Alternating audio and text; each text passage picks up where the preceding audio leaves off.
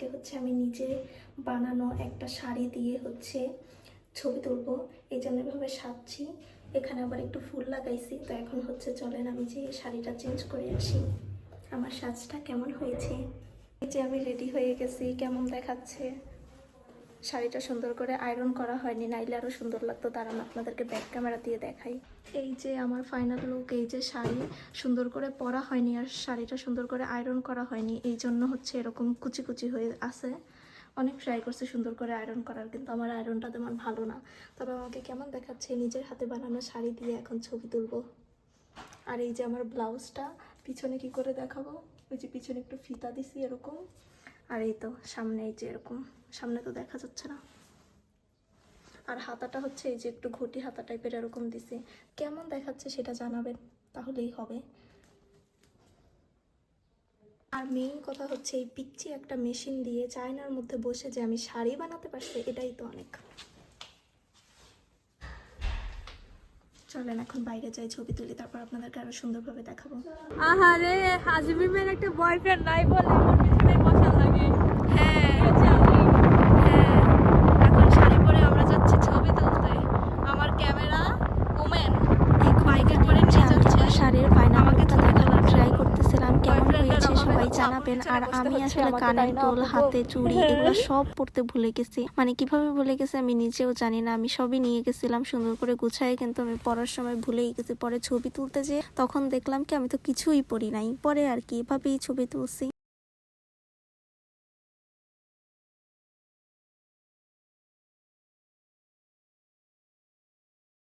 দর দাও।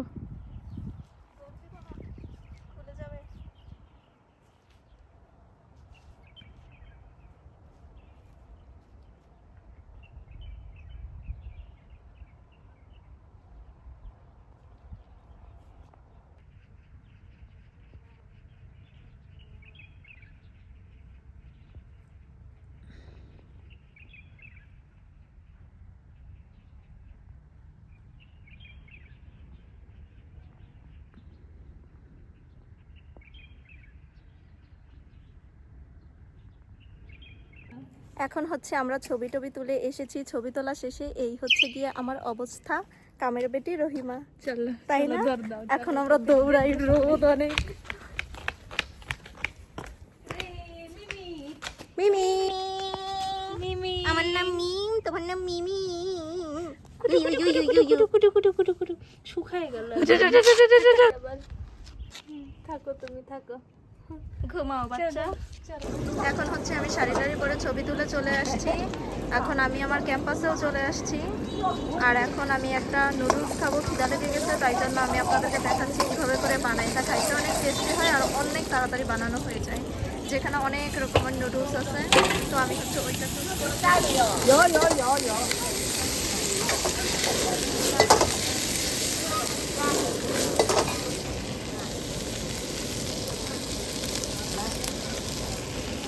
লবণ দিচ্ছে, তারপর হচ্ছে জিরা গুঁড়া, না সরি রসুন গুঁড়া, তারপর হচ্ছে আদা গুঁড়া, মরিচ গুঁড়া।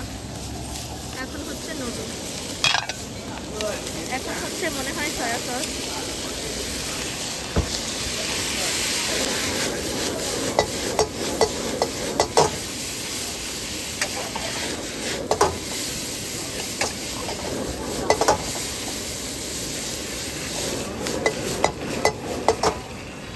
এখন হালকা আবার একটু তেল দিয়ে দিচ্ছে মনে হয়।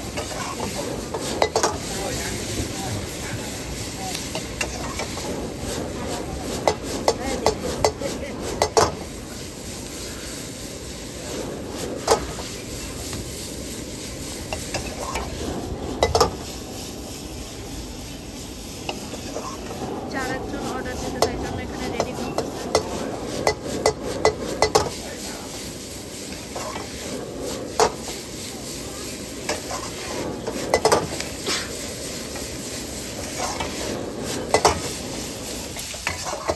এটা শেষ।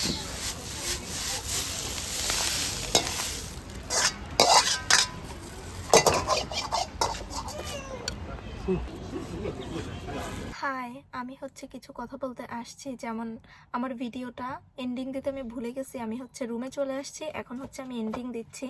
তো আমি যখন শাড়ি পরছি তখনই হচ্ছে এন্ডিং দিতে চেয়েছিলাম, পরে দেখি কি ভিডিওটা অনেক বেশি ছোট হয়ে গেছে। পরে এখানে আসছি, এটা নিয়েও একটু ভিডিও করে ফেলছি। যাই হোক, আমি হচ্ছে ভিডিওটা সুন্দর করে আপনাদেরকে প্রপারভাবে দেখাতে পারিনি, বা শাড়িটা কিভাবে বানাইছি সেটাও আমার দেখানোর ইচ্ছা ছিল, কিন্তু আমি দেখাতে পারিনি। সময় সব কিছু মিলে আমি অনেক দিন বসে শাড়িটা একটু একটু করে সেলাই করছি, কারণ এই জায়গাতে এতগুলা ক্লাস, রান্না বান্না, পড়ালেখা সব মিলায় তো এইভাবে হয় না করা, যে এক বসাতে বসে সব করে ফেলছে, এটা তো হয় না।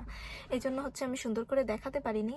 আর হচ্ছে মানে শাড়িটা আমি অনেক দিন বসে বসে বানাইছি, মানে একটু একটু করে সেলাই করছি। আর ছোট মেশিন সব মিলায় তো অনেক তাড়াতাড়ি চাইলেও করা যায় না।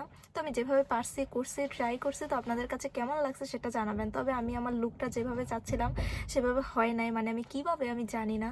মানে ছবি তুলতে চাই, আমি দেখি কি যে আমি হাতে কোনো চুড়ি পরি নাই, কানে কোনো দুল পরি নাই, ফাঁকা ফাঁকা লাগতেছে কেন। পরে আমি দেখি যে ও, আমি তো এগুলো পরি নাই। পরে আমি বুঝলাম ওই জন্য ফাঁকা ফাঁকা লাগতেছে। তো যাই হোক, তারপরে ওইভাবেই ছবি তুলছি। আমার মনে হয় না খুব বেশি খারাপ দেখাচ্ছে।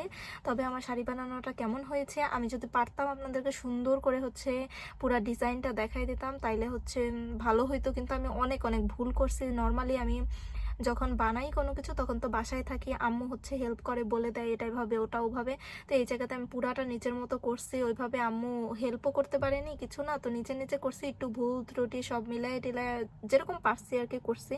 তো যাই হোক, আমি যে করতে পারছি করছি এইটাই অনেক বেশি আমার কাছে। তো আপনাদের কাছে কেমন লাগছে সেটা অবশ্যই জানাবেন। আমার ভিডিওটা এই পর্যন্তই ছিল। আল্লাহ হাফেজ।